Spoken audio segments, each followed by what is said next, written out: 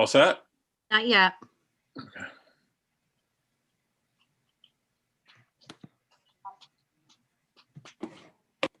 Okay, go ahead. All right. We'll call the meeting to order. We'll start with the Pledge of Allegiance.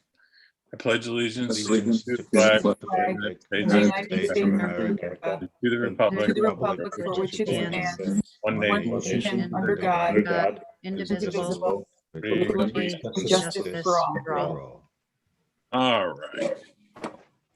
Let's get into our consent agenda. Do I have a motion? I'll motion. Do I have a second? I'll second. Okay, anything anyone wants pulled off? Any discussion on any of these items?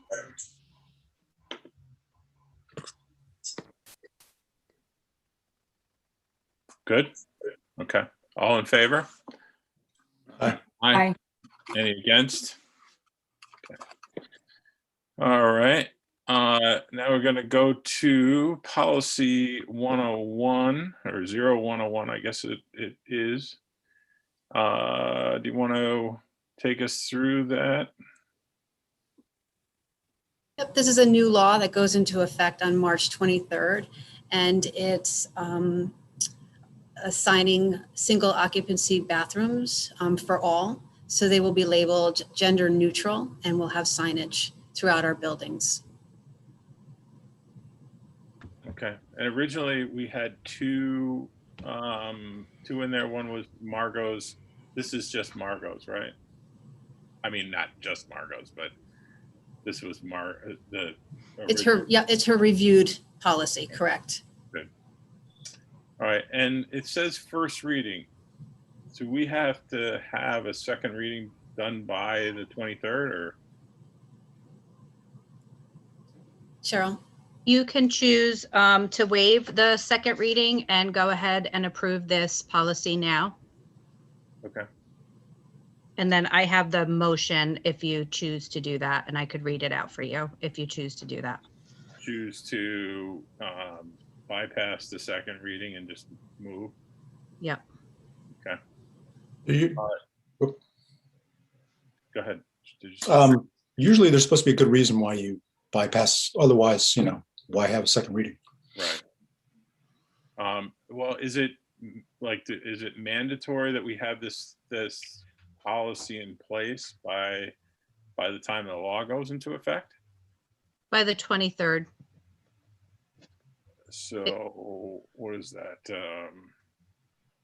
14 Sunday, 15, 22, 23. So it's a week from this coming Tuesday. So do we have a board meeting that night? We do. You could do your Oh, second reading alright. then if you want to, but Okay. it's your comfort. Okay. I mean, as long as we already have a board meeting scheduled, I think it's, to me, it makes more sense. Anybody have a problem if we do the second reading on the 23rd and then vote? No. Anybody? No? Okay, good. Is there any questions on it? Questions, comments, concerns on it while we're in this first reading? Laura, this is just for single occupancy bathrooms, right? Correct. Just want to clarify that for everyone. Okay.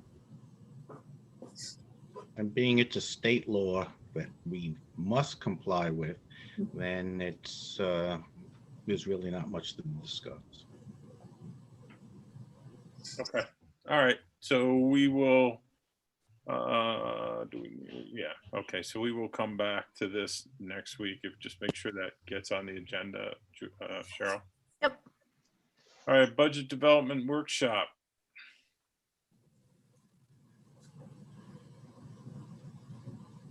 Who's gonna? I knew I was going to be on mute. There you go. So good evening, everybody. Before I begin with the budget, I'm happy to share that we did complete our bond refunding purchase today. So thank you to Perry, who made himself available to assign the required paperwork that the board authorized a couple of meetings ago. So some exciting news. It was originally thought that we would save about $16,000 per year on this refunding of the bonds, and we're actually going to save about $30,000 per year over the next 6 years. So it's exciting, and And that's really attributable to where the interest rates are and the fact that we have such a good bond rating. We were once again bond rated at a AA2, and that's an excellent bond rating for a school district. So we should be proud of that.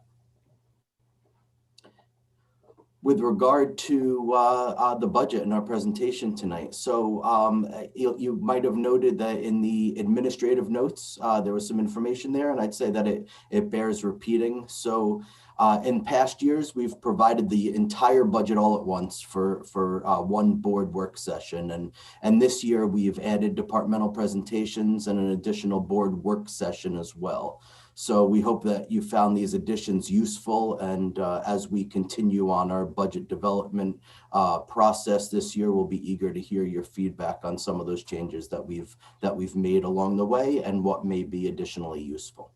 So the information that's provided here is the first half of next year's proposed budget.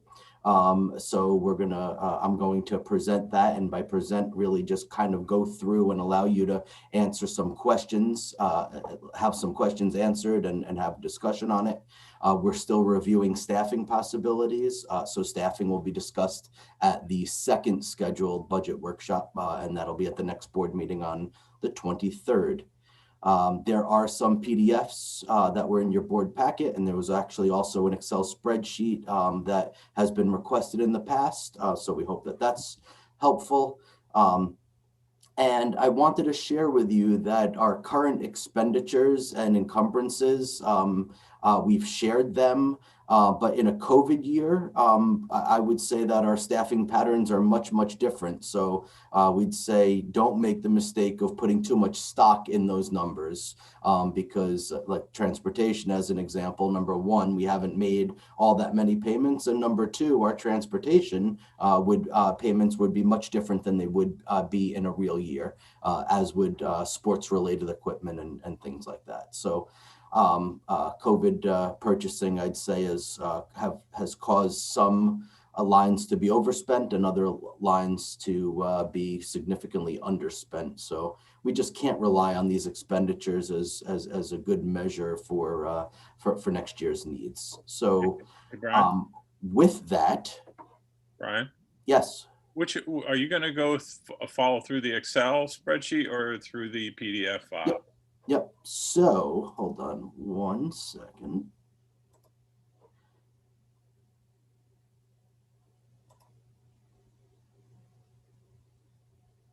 Can you see my screen? Yep. Okay. So this is the, let me just move up here. You have this. I am not going to go over this. This middle column is basically what's different, and that's just to give you some idea of what's been expensed and encumbered.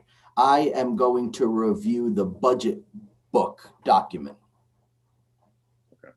Okay, so as we go along, just please feel free to stop me, and I don't see you all on my screen. Hold on. So just so I'm clear, so the column that 2021 was our budget, not our actuals. That's exactly right. Okay. Yep. Because the first question, and I know you'll get there, but the first question is this: why did the board docs thing go up like $6,000? Yeah. Yep. So what that is. And that made it in one and not in the other. Yeah, what's happening with that is we're going to seek to take a look at the professional version of that. So it has more functionality and we should be in a better place. And that was some research that Cheryl has been doing and wanted to be able to advocate for that purchase. So if all goes well and we don't have to make any cuts, then we'll have the professional version of board docs next year. Why does it say Zoom underneath it? I know I'm like blowing your whole presentation. That's okay. We're yep. So that it includes Zoom licenses. Okay. So this budget line 1010-490, we're making those purchases through BOCES to be able to get the 8 on it. So the entirety of this 11,150 will include the board docs subscription and the Zoom subscriptions as well. Very good. Okay. All right. So where I can, I'm also going to trickle in just a little bit of education around coding, so you can start to refamiliarize yourself about what these codes actually mean. So a 1010 code is for the Board of Education, and you can see, with the exception of the board doc subscription, we're really not changing a heck of a lot. So anytime you see a 160 code, actually it's 120 through 160, we're going to be talking of any of the 100 codes are generally salary codes, okay? And a 1040 refers to the district clerk code, as you can see up here. So we have the titles of the page, and then the corresponding code exists. So there's not a heck of a lot changing here. You should know that in all of our salary codes, it corresponds to a salary that is in the current year, unless it's already negotiated, and we've been able to move people. So for people who have not been, who have not gotten their raises yet, the current year speaks to what their current salary is. And Cheryl, just to be clear, is just like the portion that is allocated to district clerk. That's exactly right. So here you'll see 1040, that means district clerk. The remainder of her salary will be in the 1240 line, which is the superintendent's code. And which one do you like better, Cheryl? Sorry. So 1060 is the district meeting. That's our annual vote. And we have some salaries here, and we have contractual payments that are required, and then supplies. Was the election worker, was that okay for, I mean, we had to put them through hell, you know, counting and recounting and opening envelopes and whatever they did. That was, everything was good with that? Yeah, yeah. So we reviewed now don't forget, we've already budgeted for this year.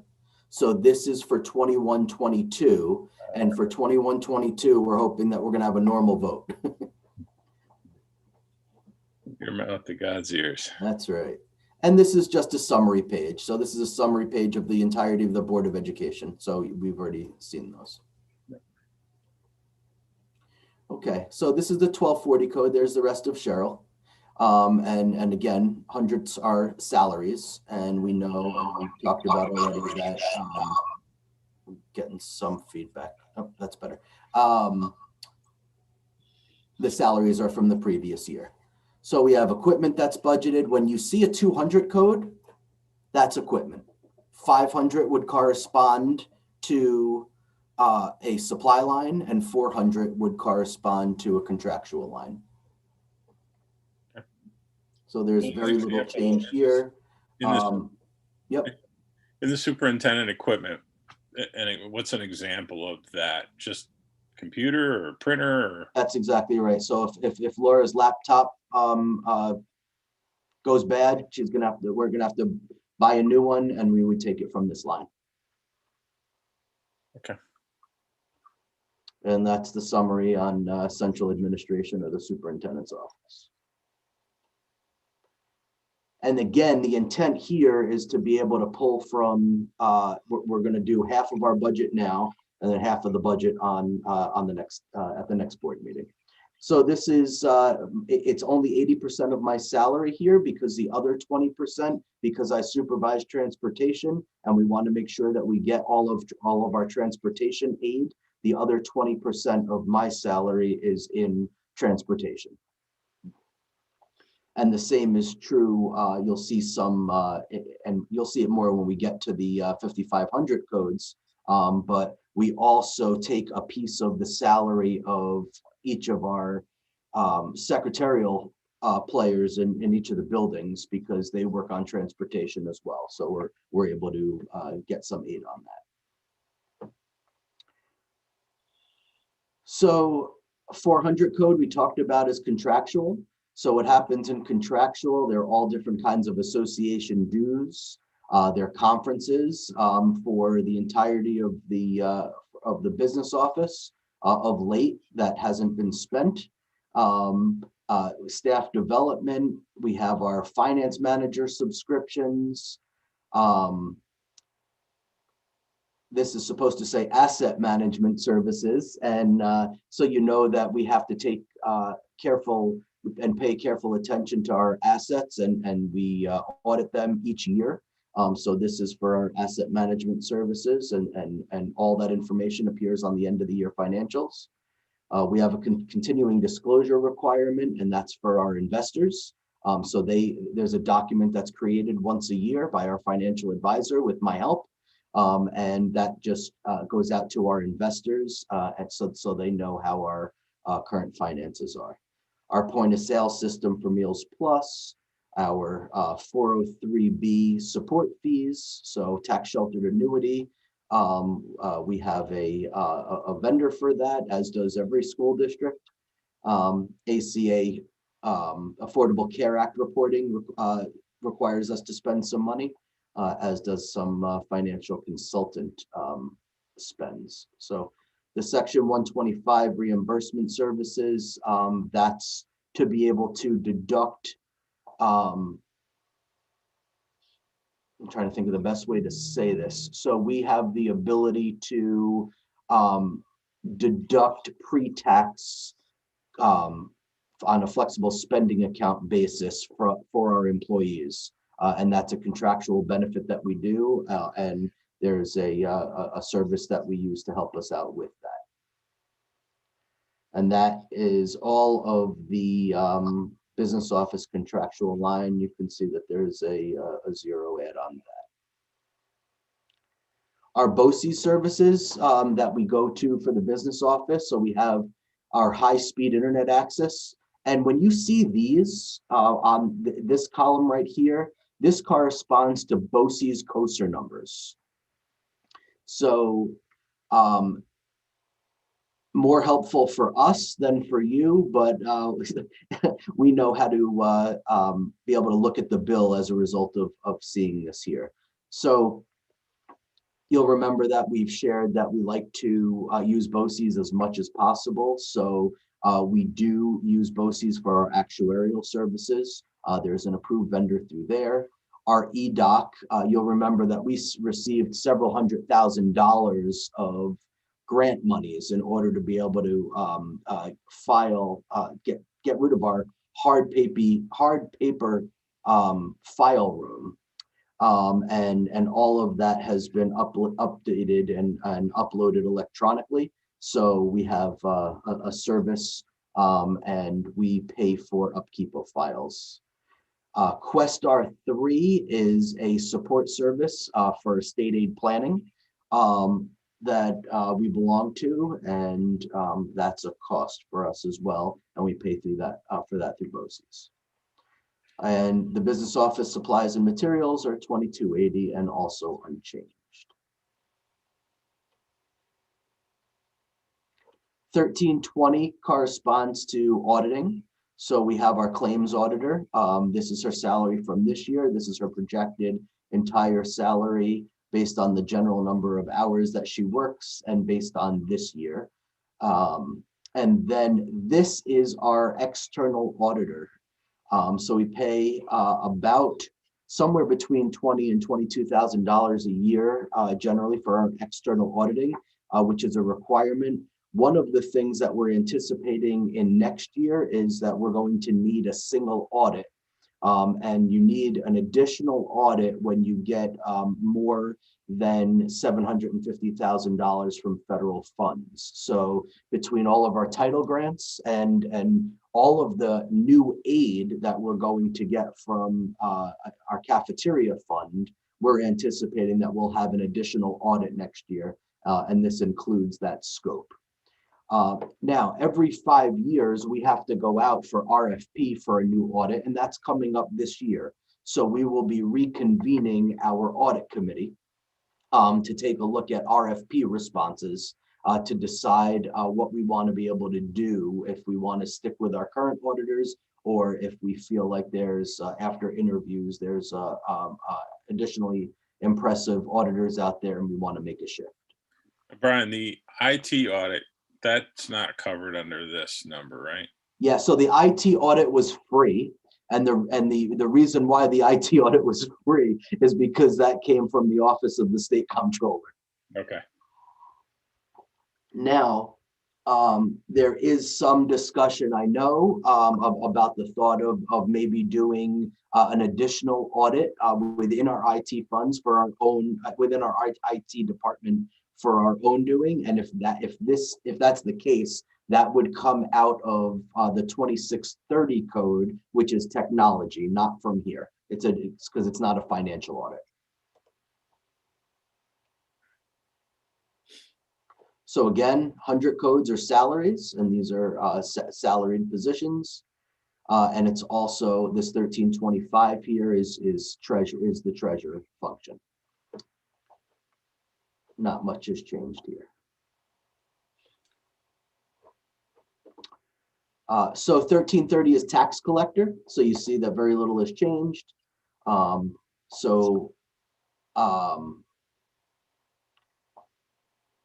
I'm going into a little detail just to share with you some information that you might not have had before, and you might be interested in. Just push me along if you decide that you don't want this type of detail, but it's some good background information. So we have some bill processing fees. You'll remember that the town of LaGrange actually collects for us. We don't collect for LaGrange. And as far as I know, it's always been that way. But there are processing fees and things that we have to do as a result of that separate account. Our InfoTax system is our software for our online service for taxes, and that comes with a fee as well. And then just postage, and there's very minimal tax collection supplies, but they're there. This is the BOCES cooperative bidding COSER, and it's $1,000 to join that. And what that allows us to do is to take advantage of any RFP process that they engage in, or any bidding process that they engage in. And that's a summary page of finance, everything that we would have already gone through. Okay, so this is our legal page. Over recent years, we've been able to reduce our retainer considerably. And we're proposing again now, based on how we've used our retainer is pretty inclusive. It's very rare that we get extra fees from legal counsel because our retainer is so inclusive. So we're trying to cut our budget wherever we can. We've cut $10,000 here and budgeted only $52,000. And that covers everything that we would need on a monthly basis. We have from this line, sometimes we'll use Corbally, Gartland, and Rapelier. We like to keep that separate, just so we're able to account for it separately. Brian. Oh, yes. Brian. Question on legal. When's the last time we had an RFP? It's been quite some time. And so I don't know. I can share with you that it has not been done in my time. Right. And I would say that I don't know if it's been done in the past 30 years, which is as long as we've been with our current legal counsel. And there's no requirement to do that, like, the auditors? No, so I would say two things. There is an absolute requirement, generally as a result of the of Roslyn and all the stuff that happened with that. It's the 5 points they call it, and there is a requirement to go out to RFP for your auditor every 5 years. General best practice is that you do like to go out every 5 years for your professional services, and it's just something that that we have not done. If that's something that the board is interested in doing, then certainly let me know and we would be able to do that. Something we should discuss, I guess. Okay. Okay, so that's legal. Actually, well, John Rudy here. I was on mute trying to speak, but I just want to say that our current policy, which is very old, doesn't have any kind of cycle about going out for RFPs, but the new one does, whenever that will ever get, if it ever will get light of day. But it does agree with NISBA that best practice is to do it every 5 years. So So that would be legal as well, John? yes, we have in there for that too. Okay, Thank you, John. all right. So we could do it anytime. We could, this year, next year, whenever.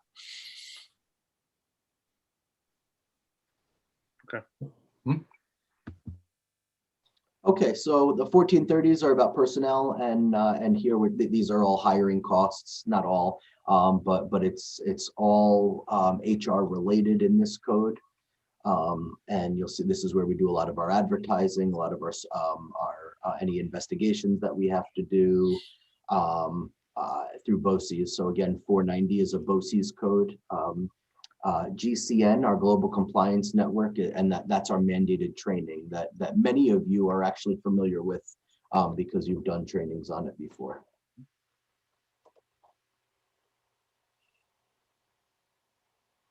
So this is public information. The only ad that we have here, and looks like there's a rounding error here, but we have our ad for our web manager that that you approved this year that wasn't budgeted in this year.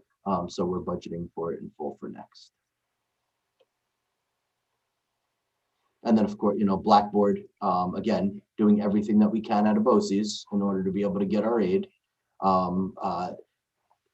So public information that helps with our newsletters and there are printing costs associated with that and alignment costs or formatting costs. And then Blackboard that we actually have training on next week, very excitingly. But we pay for Blackboard out of here. And that's just a summary page. So 160 code again, and now we move into, and I'm going to move somewhat quickly through here. Stop me if you have questions. And the reason why I'm going to move quickly is because you already had this presented to you by Mike Ragusa. So the 160 code is just a salary line. So if you're looking for a summary of what we pay for our custodial costs, that's where you would see it. Hey, Brian, a question on Blackboard. Why do we need training on Blackboard when we have a web admin? What do we need training on? What are we doing with Blackboard that the webmaster's not doing?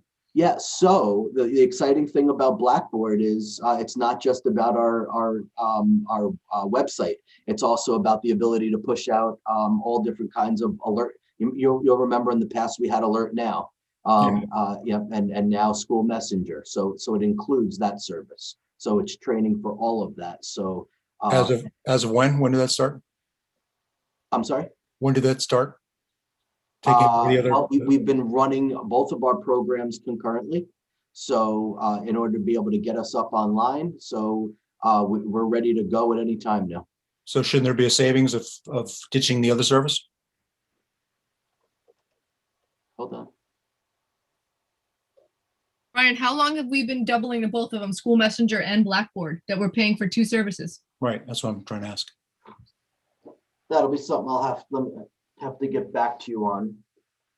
Thank you.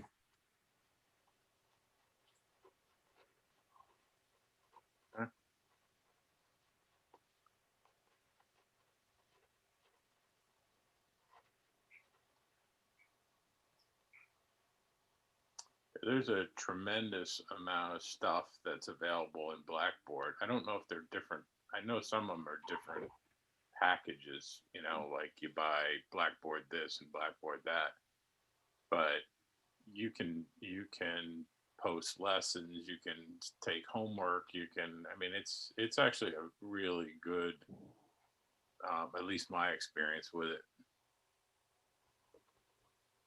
Great. So I'll have that as a takeaway.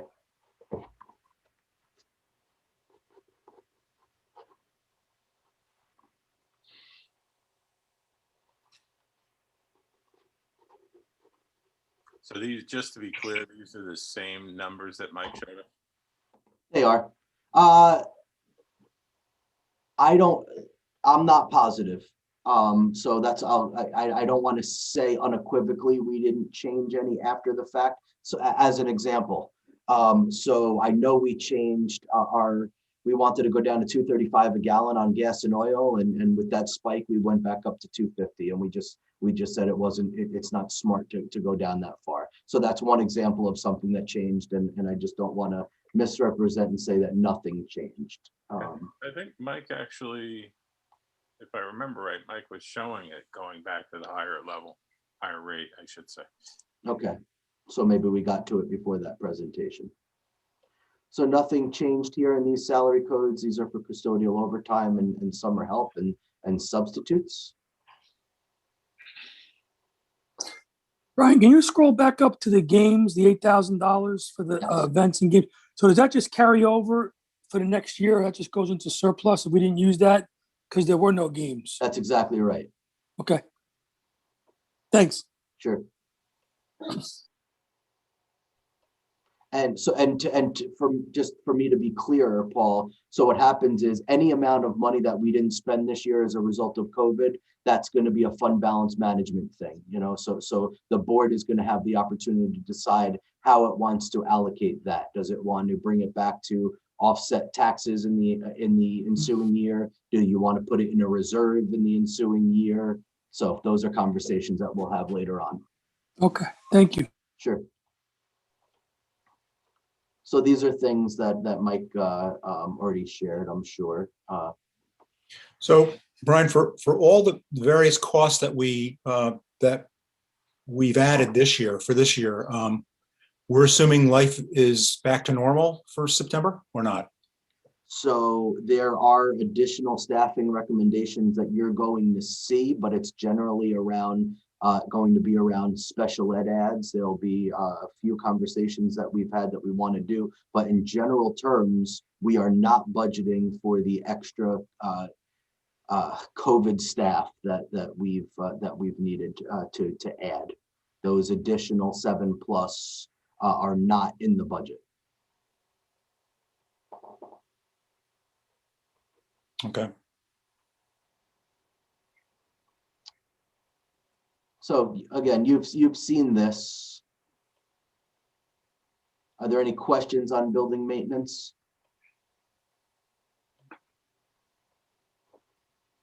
You've seen this as well.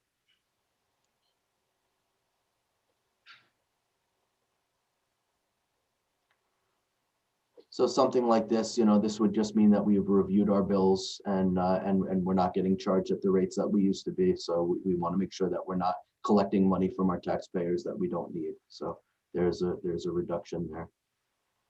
Here in our asbestos question. Meaning the bills went down? Yes. Yeah.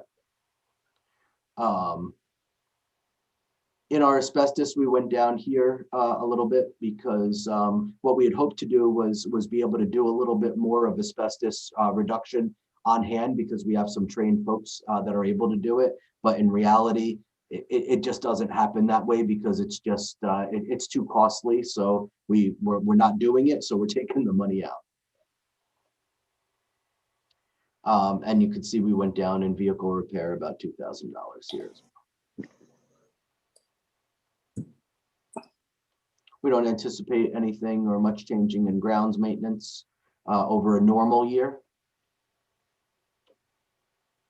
And here's the, we start getting into the fuel oils and the gasolines now. So we're back up at 250 and you'll see, but we didn't do 255. So we were able to cut about $5,000 out. Our electricity, we have a very competitive kilowatt per hour that you'll remember that we went into a 3-year agreement on. So there's about $8,000 that we were able to catch there. And then this is our telephone services that we get primarily out of BOCES. And this does not have anything to do with the upgrade that we're seeking to do. This is just our general service. It'll still be AT&T even after the upgrades? Yes. Okay. Yep. And so to be clear, the AT&T is actually on our cell phone service. And what's the driver of the increase this year? That was the addition of effects that we brought online and didn't budget for it in the previous year. And in addition to that, there's also some additional cost for our hotspots. So who's actually in the cell phone contracts? Is it like the maintenance guys or? Let's see, that's primarily it. Mike's got one. And we have a deal through AT&T because of our tower. But it's primarily Mike's guys. We have a spare here. The administrators do not have one. They use their own. It's primarily Mike's folks. Yeah.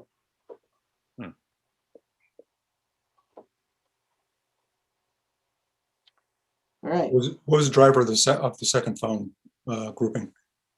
The driver The of cost increase, this one? BOCES telephone. Yeah, both of them actually, yeah. Yeah, so this one was the, Yeah, you talked about that, VFAX, yeah, the next two. The 490, right? Yeah, 490 and 494 was a decrease, yeah. Is it I'll 490? get back to you and I'll let you know. Does that cover the upgrades to voice over IP? No.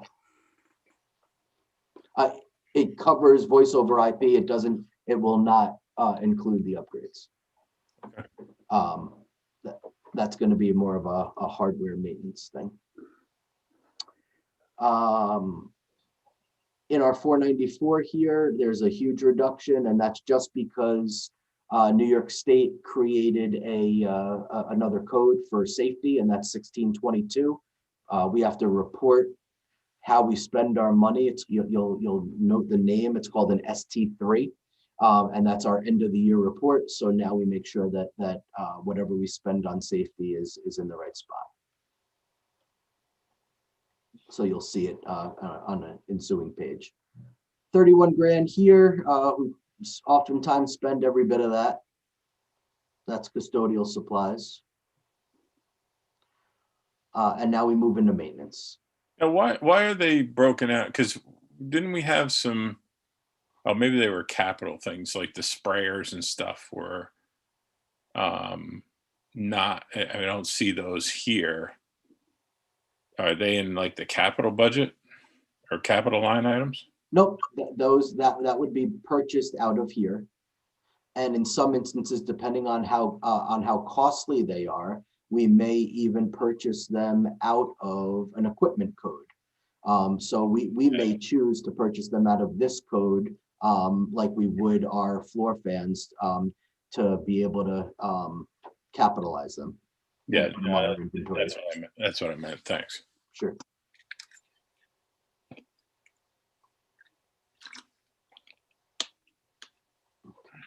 So one of the things that we will be interested in talking about, so you'll see that right now, Mike gets about 8% of one person for clerical assistance. So you've heard this before.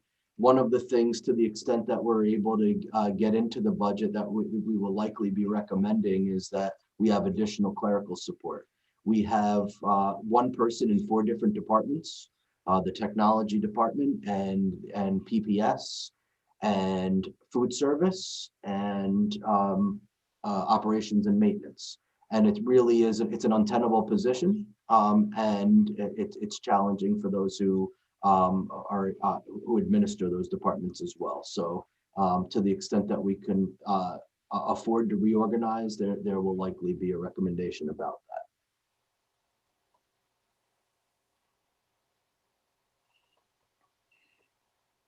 So not much of a change here. Again, went back up to $2.50 a gallon. BOCES shared maintenance, we use them. So you'll remember that we we're in the process of bringing PPS back up to the middle school. So BOCES shared maintenance would be the one to do the to build the walls and do the electric, and we would work with them to do that. And we have purchased hours from them for many, many years. And it's a relationship that works out pretty well. And now we're getting into our safety and security, and here's the 1622 that I talked about before. So this increase right here normally would have been in one of the other lines. So here you'll note we took a reduction here, and Mike highlighted also. There's a $10,000 reduction there.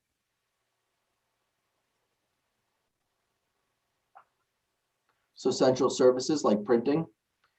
This is our postage meter and all of our postage throughout the district, and some additional printing costs from BOCES. And that's a summary page of what we've done already. So now we get into insurance. This includes all of our cyber coverage. The only thing it doesn't include is about 27% of our costs within what we can attribute to transportation, because you'll remember I said anything that we can put in the transportation line legitimately we do, because we want to be able to get aid on that. So there's some insurance costs that in transportation. It's our student accident insurance, and then we have different association dues. We have about $12,500 budgeted for architect fees for any consulting that we need that happens outside of a capital project. These are our BOCES administrative costs, and these are going to be the actuals because we've gotten our initial service request. Now this, you'll see where there's about $90,000 that we're projected not to spend or have a reduction in the budget. And that's just by virtue of the fact that our payment for the capital project goes down. This is our third and final payment. So that's what it's attributable to. And for those of you who remember, we actually currently have in our assigned fund balance the amount to offset the cost of that. So there will be a revenue decrease when I talk about revenue, because we will no longer have that to offset the cost. Hey, Brian, previous page is LHEC. Is that still in the budget? The school associations? I would say probably yes, and the sample of what we've listed doesn't include it. But you're just talking about the Lower Hudson. Yeah, that was we joined it finally Yes. after many years, and I'd like to see it continue. Yeah, they have some great advocacy out of there. So, but the answer to yeah. So this is a sample of associations to which we belong. It's not an exhaustive list, so I'm sure that it's All right, fine. I didn't know if it was cut or not. Okay. And that's a summary page. So on this, we have 50% of Caroline's salary here and 50% elsewhere, generally in the school psychology realm. So you'll be able to see that. And then the rest is just curriculum alignment hours that we contractually are able to offer.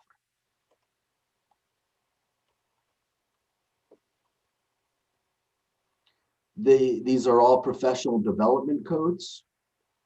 400 again is contractual. So now let me share with you, if you can see that 01, that's called a location code. 01 corresponds to the high school. So with very few exceptions, anytime you see a 01, that's one of Rick's codes. Anytime you see a 02, that's one of Steve's codes at the middle school. A 03 corresponds to Elm, and a 05, that's one of Tom's codes at Albany. So these are all professional development codes.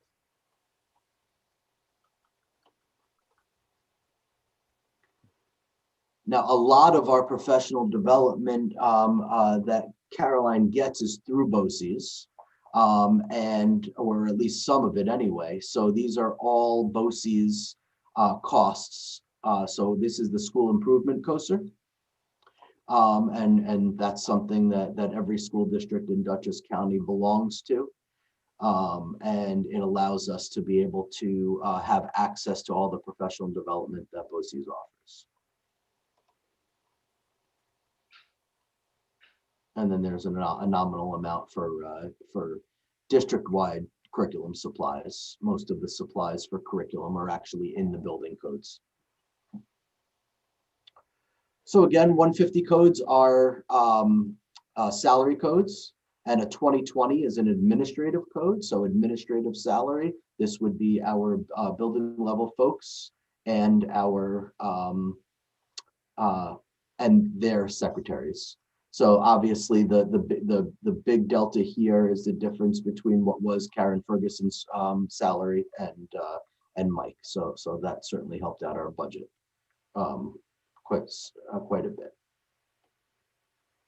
200 code again is equipment. So this is individual equipment for the or I should say equipment for the individual offices at each school.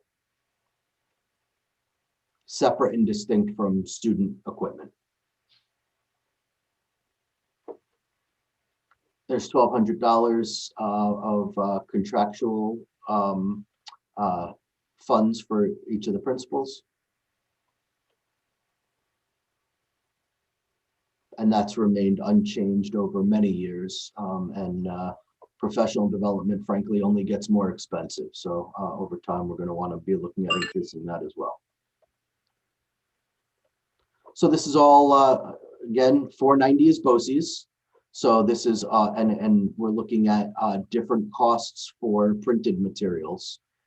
So anytime a form is needed, somebody, Rick or Tom might to ask their secretary to order new forms.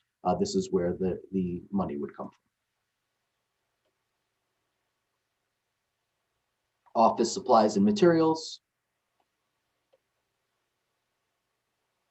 And a summary page for the administrative component. So that administrative component, you'll hear capital component, program component, and administrative component. And the reason why that's important is because we have to devise our budget using those three components. And you'll, many of you will know and understand, and I'll review it again at a different time. If we were ever to go to contingency, we have a cap on what we're able to put forth towards our administrative component. So we have to pay careful attention to that. So this is these equipment for the high school. This is general equipment. So if we were getting some more desks or if we were getting some projectors, it would come. Projectors may or may not come from here. It might also come from Elliot's budget as well. And then we have some Project Lead the Way monies for equipment.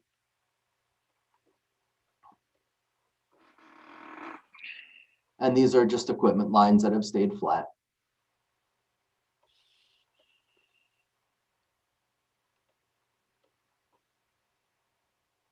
You see our SRO here. This is the payment that we make to Dutchess County.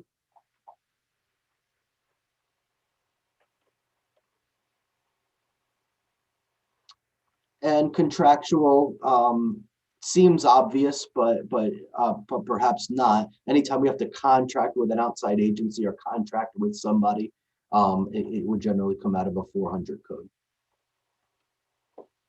So the big delta here is DCC. They're no longer charging. So there's $30,000 that's coming out of the budget because we're not going to have to pay.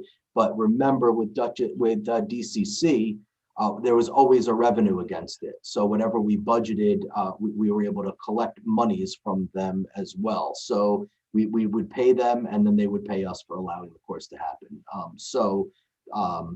There's a negative 30 grand here, but you're also going to see $30,000 that's going to come out of our revenue package. So it's really a net zero to our levy. More contractual costs with no change.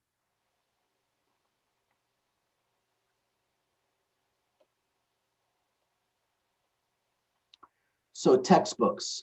What we did reduce our textbook line at the high school, and for our private schools, we're trying to stay a little bit closer to, we get $58.25 of aid per child. So we're really trying to budget only that amount, so the revenue that we get from the state is going to match what our expenditure is.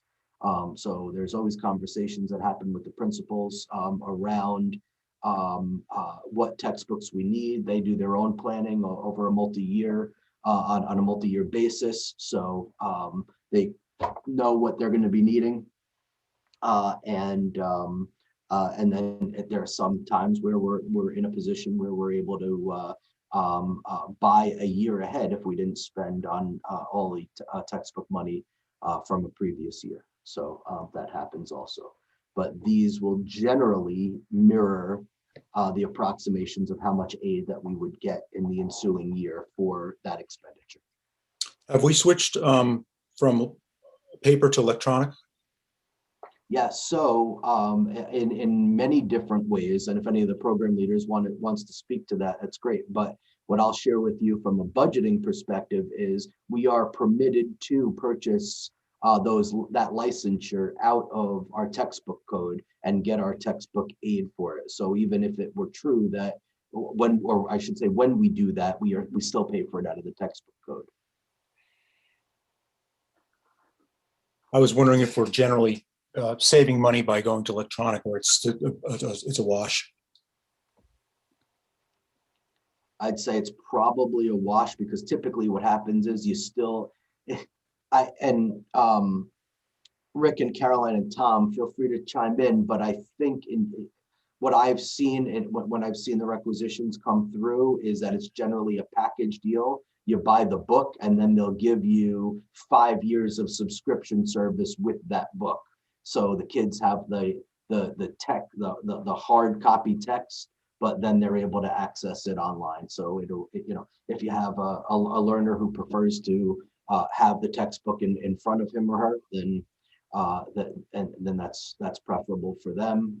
Then that's what we do. If they want to be able to access it online and not have to schlep a book back and forth, then they have that ability also.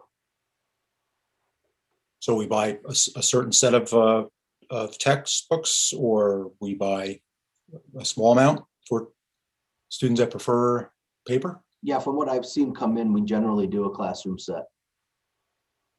We buy a classroom set, meaning we're buying paper for everybody. Yeah, so let's say we'll do 30 texts, and it'll vary depending on the department and what we're looking to do. But oftentimes maybe we'll buy 30 texts. Those texts will stay in the classroom, and then we'll get a certain number of licenses that kids would do. So it's kind of a, excuse the term, but hybrid model, textbook in the classroom, and then the ability to access the textbook online at home.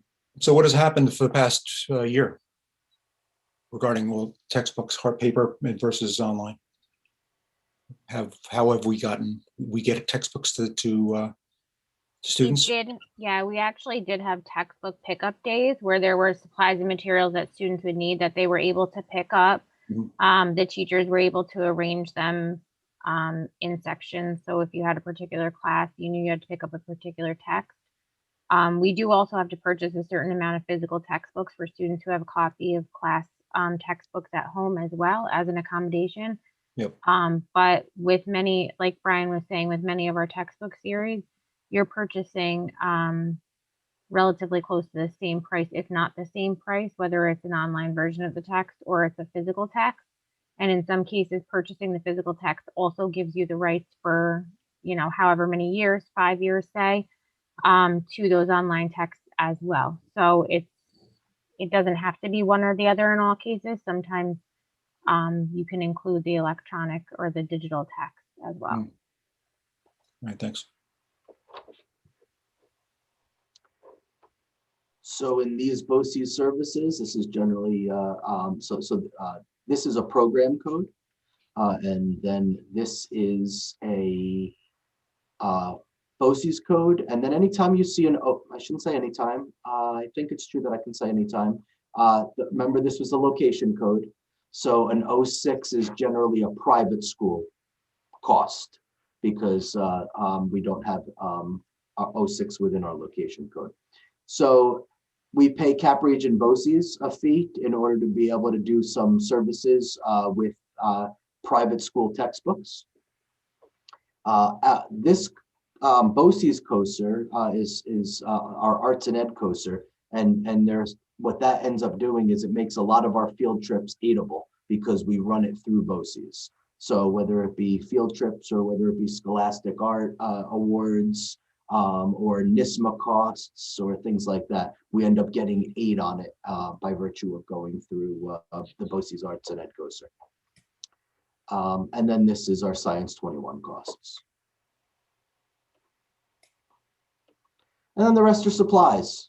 So I'm not going to go through each one by one. If you have questions, please ask. But we've kept our supply lines generally flat, and we usually do, unless it's true that a principal needs to advocate for their for a particular department because they've planned something that it's just not sustainable within the other budget or the typical budget. And again, so just to orient you, 500 code is a supply code, and then so this would be a supply code in the middle school, as you can see here, and then the 203, and probably more information than you'd like to have, but just in the way of a reorientation, that 203 belongs to this science department. So we're not anticipating any increases in all those supplies. And that's it for the first part of the budget. So I appreciated that you asked questions along the way. I have a couple of takeaways that I'll get back to you on. And are there any other questions before we close this up? I just wanted to make a comment, Brian. I mean, this is, you know, when we tried to do this like all in one dump, it's just overwhelming. You forget things that you wanted to ask about. I personally like the way you're breaking it down this year. I think this is good. Okay. Thanks for that feedback, Perry. Any questions from anybody on the board? Okay. All right. Thank you, Brian. Thank you. Could I ask one thing? Could I ask we get the rest of it a little earlier than we had this batch? I will do the best that I can because the 23rd is coming up. And maybe if I want to think about how I would accommodate that, John, maybe we would think about maybe doing a deeper dive in April than at the next one in March, because we're a couple of meetings ahead of ourselves. So I'll do what I can to get that to you sooner, but there's a lot of staffing that's going to have to be resolved by that point, and there's a lot of behind the scenes stuff that needs to happen. So the answer is yes, and we'll figure it out. But it may mean that we do just maybe a lesser presentation on the 23rd. Yeah, another comment, when I looked at the packet on Saturday, the spreadsheet was not a spreadsheet. It was like it contained documents for somehow. I've never seen anything like that before. But so I don't know how that happened. It looks like somebody may have replaced it. When I looked at it late, like maybe 5 o'clock tonight, and we weren't told that anything got changed. I think that one was in. If I may be emphatic, if things change in our packet, we need to know. So something was changed for the better, but wasn't communicated. That I believe was in your.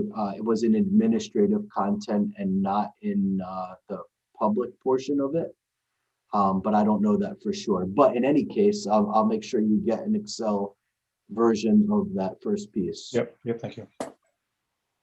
Hey, Brian, I was taking a little notes here and there.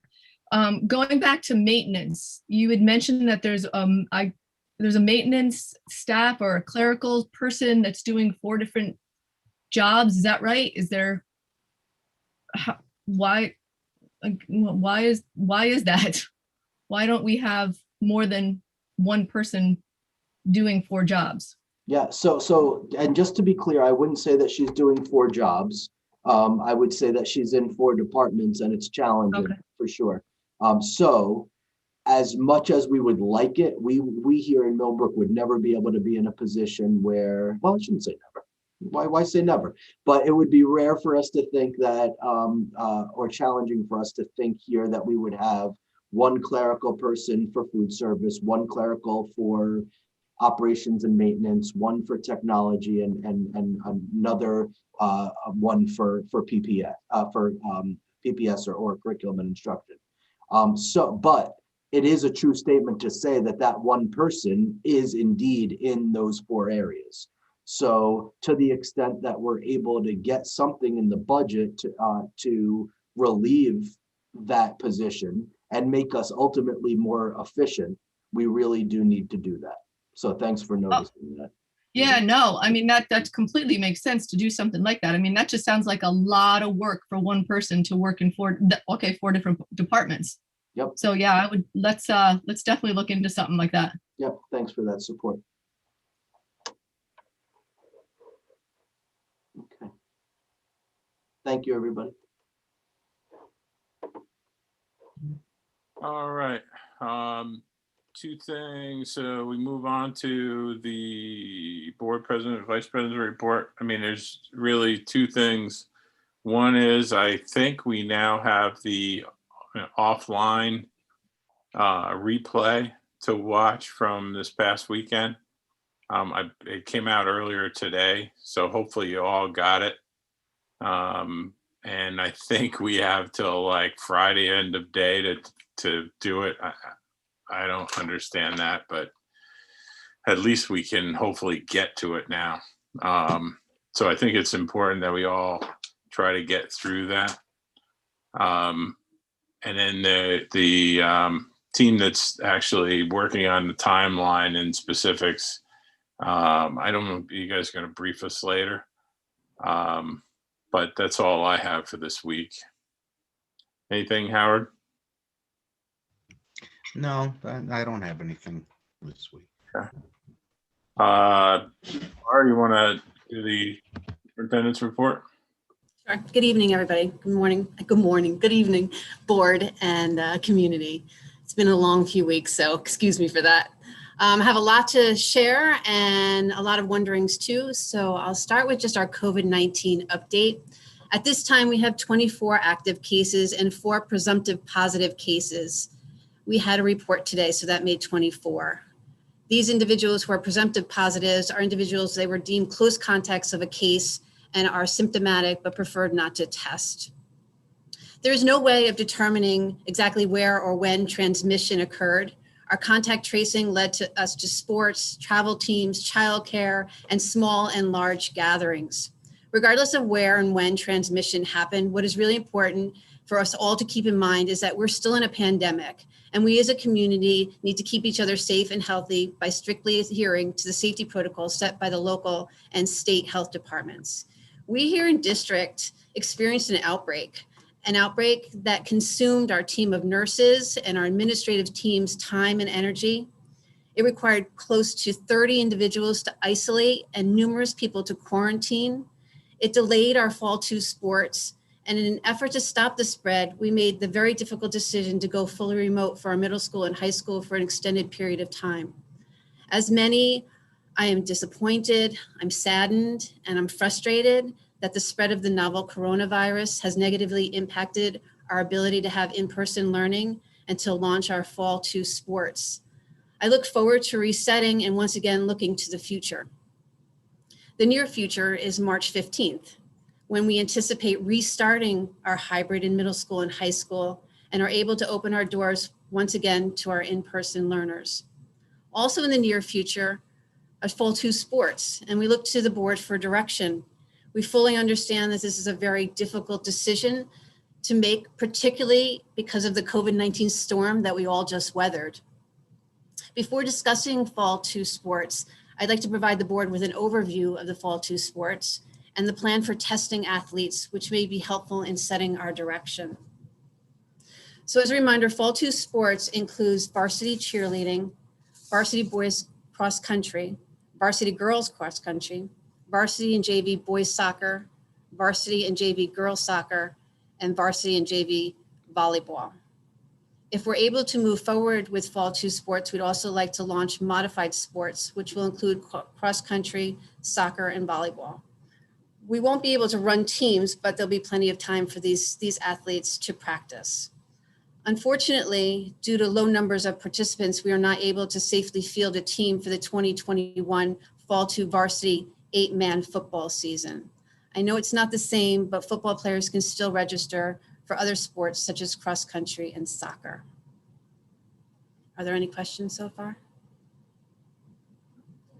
So I'll give you a flavor of what testing for athletes will look like. We've collected all consents to test, which is wonderful. Thank you, parents, for helping us. The schedule runs by cohort first and then last name. For example, Monday would be cohort A, last names A through E. Tuesday would be cohort A, last names F through K. All of our cohorts are alphabetical, so it falls nicely into A and B. Wednesday afternoons is sort of a flexible time. It's an option for fully remote students and students who attend BOCES to come in testing 30 minutes before practice starts. And coaches can voluntarily test on that day as well. Then on Thursday, cohort B, last names would be L through R, and then Friday, cohort B would be last names S through Z. Cohort C can test anytime they like. They just need to give Al a heads up, who will let the nurses know who's coming in that day. We will definitely be flexible with students who need to make up. They're absent. We're a small enough district to know who our students are and who's been tested and not tested. So we'll work with families and we'll work with our students as well. The testing times, students who are dropped off can enter the building as early as 7:40 for testing. Remote students can come in as well. Our nurse Julie said they can even just drive up if they're driving in, swab, wait in their car for 15 minutes, or they don't even have to wait in their car. They can go home and we can send the results. The goal is that students are on time for period 1, which is 8:13. Students will enter the main entrance and report to the auditorium for testing. So students will be tested, either the nurse will administer or our students, our athletes can self-administer. They sit socially distanced and wait 15 minutes for results. Results will be released in private to each student. Each student will be given a letter that notes detected or non-detected, and an email with the same information will be emailed home. Results are reported to the local Department of Health. If a student is detected, they'll be escorted to the isolation room and parents will be called for pickup. And that's the plan for our athletes. It's a solid plan with built-in flexibility because we know life gets in the way. Did I miss anything, Caroline or Rick, in the sports or testing? So here we are, just wondering are we going to move forward with our Fall 2 sports? It's been delayed for a couple of weeks. People are excited to know what the future holds for sports. Or do we hold off on Fall 2 sports and resume with the spring sports? So we're looking to the board for direction, for conversation and direction. When does Fall 2, that season end, or I mean, what's the planned end date for that? April 18th. April 18th. So if we start Monday, I don't know what the plan is, but if the plan was to start on Monday, we'd basically have a month. And we think, I mean, this outbreak, I know we can't, and please, in the questions from the public, can't go into, did it come from this team? Did it come from this class? We can't do any of that discussion because we can't sort of narrow it down to who it is. but, it seems like we're starting to get this thing under control. I mean, it was what, 20, and then it went to 23, now 24.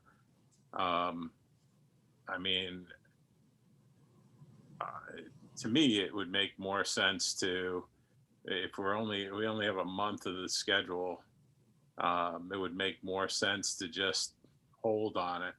But I mean, there's also a lot of kids that I'll bet have put in a lot of home effort getting ready for these sports. And 4 weeks is better than nothing. It bothers me that, one of the things I was worried about, the reason I voted no was we were so under control. We had everything, and I'm not saying sports caused it or any specific team, but we had everything.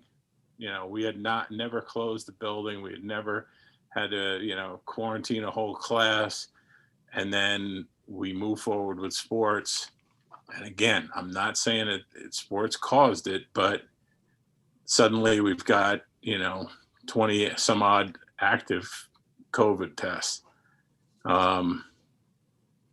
I don't know. I mean, personally, I hate to shut it down because I'm sure they were all looking forward to it, but what's the rest of the board think? I personally think these children need to go into sports. I think for their mental health, for activity, for camaraderie, these kids need to be there. The parents know what they need to do.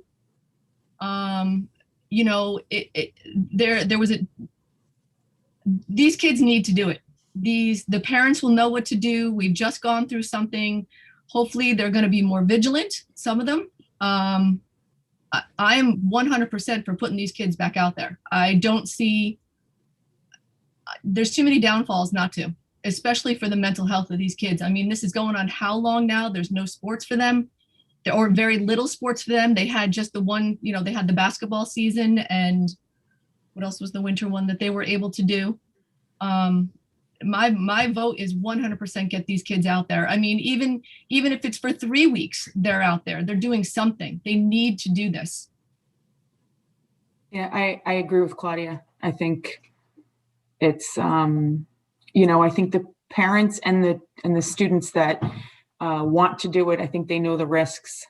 So, I say absolutely. I agree 100%. I think these kids mentally, physically need to get out and get into something with camaraderie and their fellow classmates. Get out there and do it. Laura, can I ask a question? Do we have, if we do pass this and we allow the sports to go back, do we have a plan of, what it's going to take to, if we get 5 positive tests in a week, or if we get, so, I mean, just to kind of put that out to the parents, I mean, I'm for it. I just plead to the parents and the students to be smart, so we're not back in this position again to make a very difficult decision. That's kind of how I'll leave it. But I was just curious, as far as the testing, if, do we have any plan in place to say, okay, well, we've had, if it's one sport and we get 5 positives, we're going to pull that sport. We're going to pull all sports. Is there any sort of thought about that once we start, if we start? Every case is individual, and where it leads to is often a different journey from the previous one or the next one. So it's hard to say, 5, we're going to close down this particular sport. It's all in the contact tracing, and it's all in our partnership with the Department of Health. And that's sort of how we ask questions and guide to our guiding sort of our findings to a decision of what we have to make, if that makes any sense. No, it does. I know. I know it's hard to plan that, and I know you're going to go on their guidance. I was just curious if that was thought out.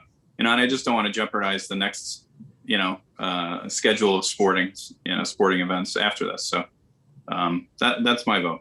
I say to go ahead and move forward. Howard, Paul, John?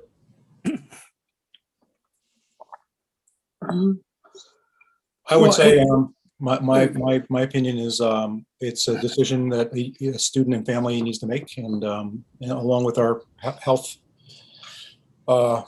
group in county. So this is, let's go with what we do, and when we can't do it, we can't do it.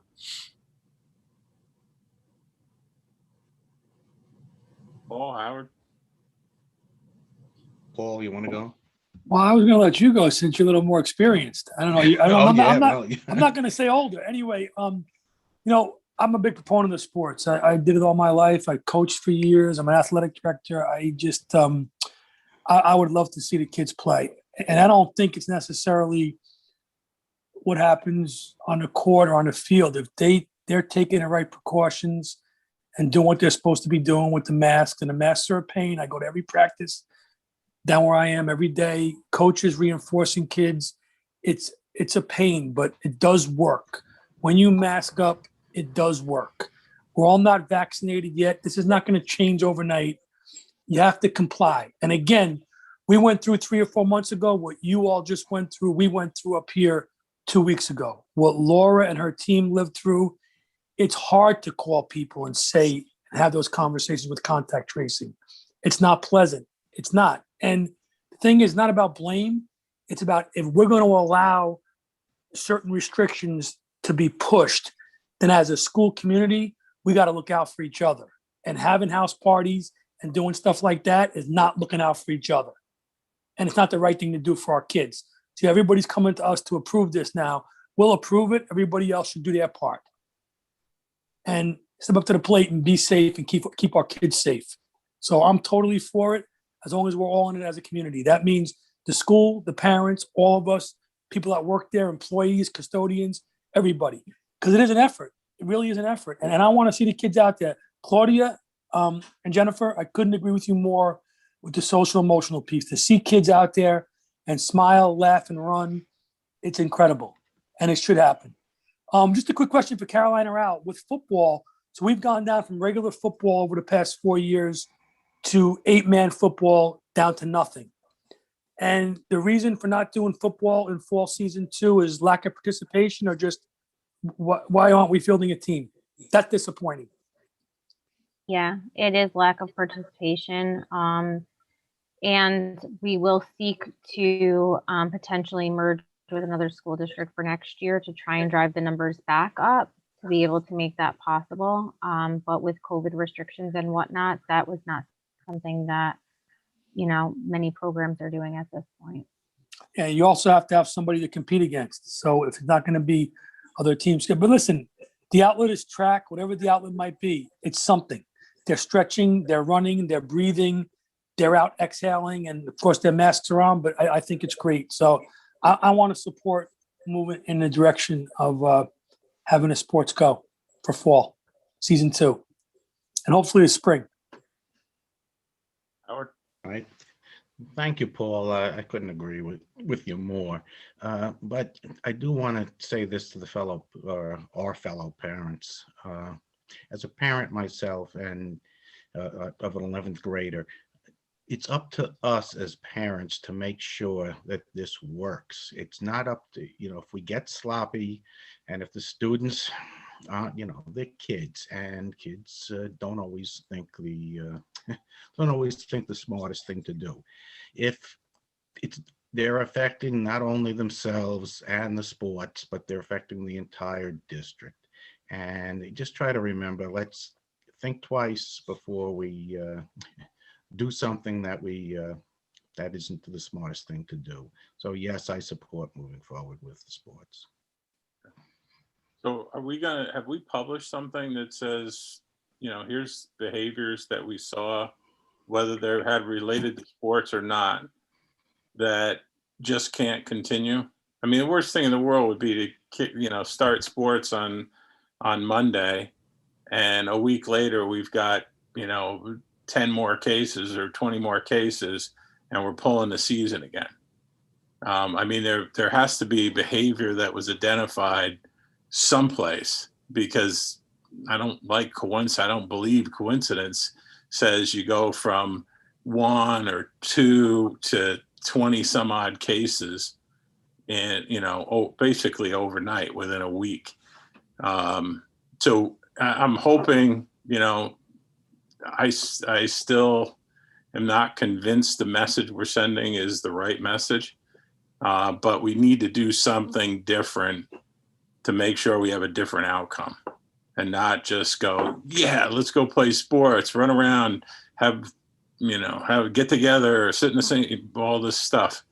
And what Howard and Paul just said about being responsible and making sure that you understand that the things that you do can impact the rest of the district. I think we need to put that out to the parents. Okay. Great. Thank you for that. I think this is very exciting. We're looking forward to our in-person on March 15th and launching our Fall 2 sports. And again, like you're saying, everybody, we're going to keep reminding and about protocols and being safe, and we're in this together, and pandemic is still here. We need to be strong as a community and hold one another up and remind each other and hold each other accountable too for our own behaviors. Rick, I was wondering if you just wanted to share a little bit about the positive impact of the winter sports on some of the students around the social emotional piece and academics. Sure. So as you know, we live streamed all of our basketball games. So I had the opportunity to assist in that capacity. And for me personally, and as an educator and as a parent, to see these kids on the court with their teammates, competing against other schools, the joy it brought to them and their families was really spectacular. I had also witnessed firsthand this winter the turnaround of some of our students that started attending classes so that they could play this winter. So we held them to their attendance and academic standards. So as a building principal, it was just something so positive that we really desperately needed. And thank you for your support, for supporting our Fall 2 sports upcoming season and the spring season. So although it was a month, it was a month that these kids will never forget. So thank you again. Thanks, Rick.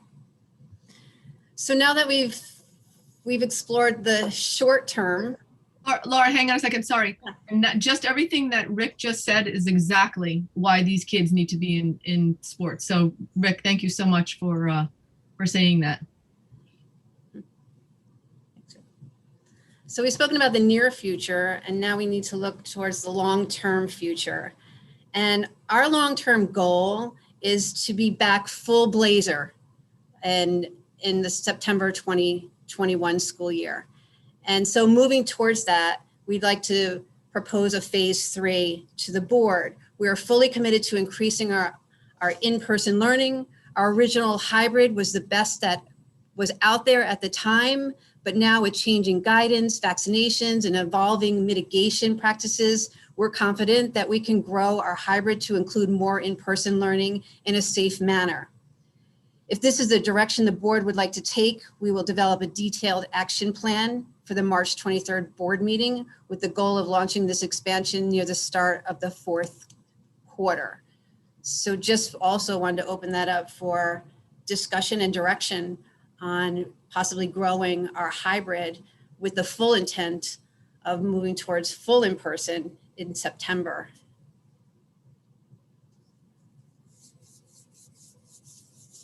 Laura, do we have the capabilities in the 4th quarter to grow as far as with everything that's against us with social distancing and everything else?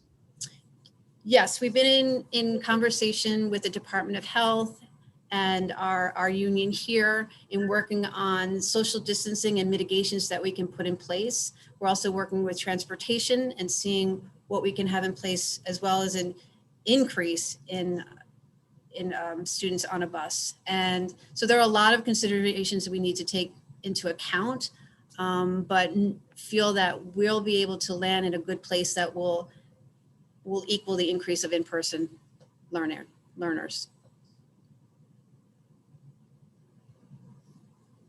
I mean, one of the things that personally I'd like to see us have is some sort of buffer after the spring break, because I'm hoping, beyond everything that people really do, stick to the travel restrictions and report, went to grandma's house in Florida and follow all those guidelines. But again, I hate to see us start and then we have another one of these blow-ups and we pull them all back out. Because just like putting them in sports and in school has to help with their behavior, putting them in for 2 weeks or 3 weeks and then shutting the doors on the middle school and high school. I mean, I can't imagine what they're thinking. Well, is this it? Are we going back? Are we just out a little while? So making sure that we've got some form of buffer between the what do we call it, winter recess or spring break, whatever this one's called, and actually putting them back in. Yeah. Also, Perry, want to just say thank you to the nurses, the principals, Brian, Laura, and Cheryl, and Caroline, and Elliot. I know what goes into the tracing. And it's like this whole crazy team effort when it happens to notify all the parties involved. And I want to thank all of you for that, because it is very intricate and difficult and not easy conversations to have. And you guys have been doing it and doing it and doing it. And I know it's hard, and it's mentally hard and exhausting when you see our own kids and our own families. And, you got to talk about when they can go get tested and when they have to wait and when the return time is, and get everything, where it needs to be. So appreciated and thank you guys. And we are one. I mean, it's not a matter of blaming anybody. And I think every district has gone through all these same growth spurts, positive and negative, with dealing with this. If we look up and down Dutchess County into Putnam and Westchester, everybody's gone through these ups and downs. We just started our winter sports and finished them. Our last basketball game, JV, one kid, all 12 kids, the other team, the bus driver, it goes on and on. Everybody has to quarantine. So either you're a little proactive and become a school that quarantines, or you're a school that stays shut. And I think, the latter is not the way to go. We do the best we can do, and you guys have. So it's appreciated in both athletics and the academics. So I mean that. if we move forward, Laura, do you think you can have a detailed plan ready for us at the next board meeting? Yep. Perry, when you say detailed plan, like what is it that, like, I'm a little confused. Like, what is it that you're looking for? Like, what, Laura, do you have all the information from the surveys? Like how many people are asking to go back and how many want to stay remote? Is that what this would be? That would be about surveys, but it also about facilities. What is our social distancing? What are the new mitigations that we're putting in place? What does transportation look like? What does food service look like? It's revisiting all of those reentry plans almost that we did during the summer and the fall, all of those components. Those are the things that we need to revisit again to see where we can grow. And then where can we negotiate? And what time frame are we looking, if this was to happen, what time frame are we looking at? Because we've got to give also the parents enough time too, to, whether it be after school, and if they go back to work or daycare or, changing of daycare hours or whatever it may be. Like when's fourth quarter. Okay. And which starts, what's the date of fourth quarter? What's the date of that? Sorry, Claudia. Thanks. Great. It's mid-April. Yeah, mid-April, 16th. April 19th, I believe. Thank you. Thank you. And we may phase in, it may be an Elm and Alden come in a little earlier, and then we phase into the fourth and have middle school and high school, just rolling it out slowly and strategically, just like we did with our phase 1 and 2. Laura, if we can see the results of the survey before we make a decision, that would be great. Plus, I know there was a couple different, actually 3 different options on the survey. Just what type of parent choice you would have would be presented, because I think that's an important part of it. Because there are people that feel very strongly 5 days, and there's some people that are still fully remote, and there's some people that are happy with hybrid. So, just kind of what options the parents would have, because I think that's the biggest thing. We're hoping to provide 2 options, remote and full in person, but knowing that there'll be some people who may need hybrid for a while and maybe would be willing to expand over time. But we'll discuss all of that during the 23rd meeting. But Claudia, when you asked what was needed, I mean, there's, you know, we saw a presentation a while ago about all the people that were needed to do AABB, and then we never got all those people, but we did AABB. Then there was a whole bunch more people that were needed if we're going to do 5 days a week. But there's stuff that's changed too. Like, I think siblings back then, there was one kid to a seat on a bus. So we need to hear how we're going to make, you know, even Mike Ragusa told us they can clean really fast now because the desks are 6 feet apart. If we move them closer, what's that do to Mike's formula? There's all that, plus even negotiating with the unions, making sure that they're cool, you know, the teachers aren't going to walk out because we didn't take them into consideration. So there's a lot of you know, there's a lot of, let's see what the parents want, let's see what, you know, that type of analysis. But there's also analysis of the logistics of getting these kids in and sort of telling the story. Well, we don't need all those people because we don't need an extra. Remember to get all kids in 5 days a week, we needed, I think it was 3 bus runs. Well, maybe we don't need that anymore. All of that, just to make sure everything is ready to go. If we say, you know, I don't know, April 7th, we're going to bring the little ones in, or April, whatever. And then, you know, the first day of the 4th quarter, we're bringing everybody in, making sure that we're not sitting there going, well, what about, and where's the money coming from? We need to get all that done in advance this time. Laura, are we still looking for extra people like the aides? No. We might expand one hire during during pandemic times in Elm, or we might have done it already. Just spread out through the week because it was a part-time person. I don't know, Cheryl, if you remember, We haven't done that yet. So there is that position that may be extended from 2 days a week to 5 days a week. Well, but even that's it. The cafeterias too. Are we going to open them all back? I mean, you're going to have kids in 5 days a week. I'm assuming you're going to have cafeterias in each building to deal with the kids. Do we have the cafeteria? Didn't we lay off a bunch of cafeteria people? Or maybe I'm wrong about that. Anyway, that's the kind of stuff that we need you guys to take us through on the 23rd of March to say, yeah, let's go. Yep. We're looking forward to it. Laura, quick question with bringing back, if we go back to, I'm not saying our full capacity, but working towards that, with the Department of Health, the county, if we have the space to stay at 6 feet, but if we go within 6 feet, are we going to do the second layer of protection with the shields? Is that anything that's been discussed at all? Well, that's a possibility of a mitigation, but all the other mitigations are surveillance testing, which we have. And I was just going to share that our COVID tests that were given to us by the New York State Department of Health and local Department of Health, their expiration dates have been extended. So we have 1,800 until June and mid-August, which is great news. So we can have an ongoing surveillance testing program. And also airflow, it's springtime, it's moving into summer. We have windows open, we have kids out. So the barriers are an option, but not the only option. And those barriers, man, especially I've seen some of the school plans. That's like an environmental nightmare. You know, you're gonna go buy $1 million worth of plexiglass that hopefully in the very near future gets thrown out or turned into, I don't know, desktops or something.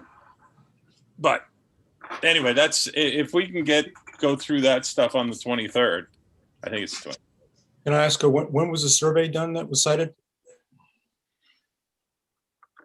When was the survey done? Yeah. 2 weeks ago. Oh, I wasn't aware of that. I don't recall that. Thank you. Okay. Laura, thanks for answering the question with the testing. I appreciate that. All right.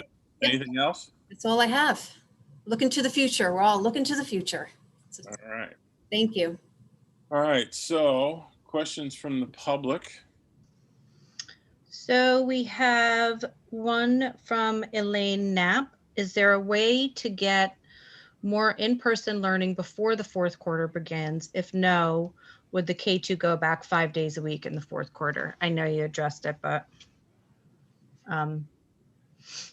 Assuming That's that, under exploration. We'll have more answers on March 23rd. We just need to do a little more investigation and plan it out more. and we had a question from Jackie Stoliker, which I believe that you did cover, but that was with students in quarantine and isolation, why can't athletes get tested with the school tests that are on hand and begin preparing for their season? Yep, so we will. So that's where we are, where we landed this evening. So March 15th, we'll start our surveillance for our testing of our athletes and start our fall 2 sports. Okay, and that is it for tonight for the questions. wow. There were Okay. only 3 questions tonight, Cheryl? Wow. Yep. That was it. So then we'll move to future agenda items. The one thing that we don't have on that we do need to put on is the is this discussion on the 23rd about whether we go back, you know, at the beginning of the fourth quarter or how we go back. So let's make sure we get that one on there. I sent you all, I know you probably saw it in the magazine, but they had I happened to notice they had a PDF file that they would send you that basically gives you the calendar from now until the vote in May. I don't know who I sent it to, but I think I sent it to all the Board of Ed. But if anybody didn't get it, let me know. It was a pretty good breakdown. Anything else anyone wants to add?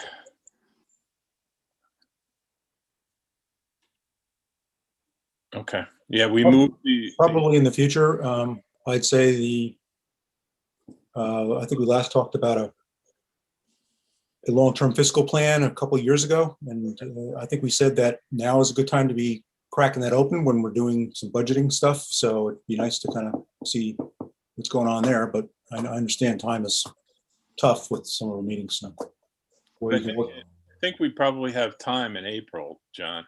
yep, where you can work that in. Great. Yeah. So why don't we put that on as tentative, Carol? Long-term financial plan discussion. Got it.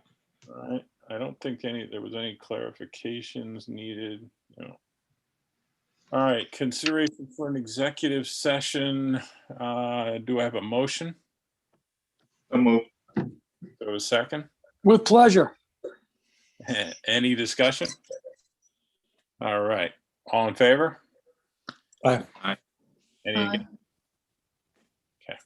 All right. Send us, Cheryl. Okay, I'm just going to text David so he knows that you're ready.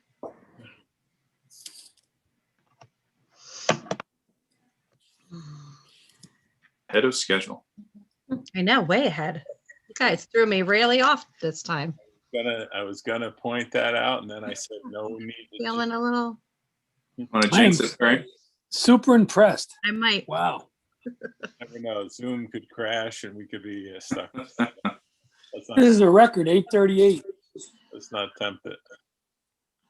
Paul, you are jinxing it. Quiet. Yes, you It's- just put it out to the world.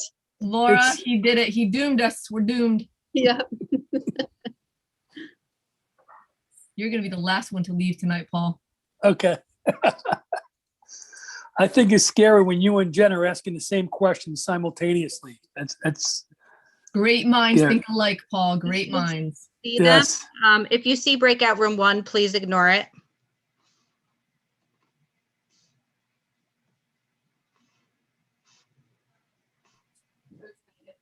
Okay, I think we're off, right, everyone? All right, good night, everyone. Good night. Have a good night. Good night.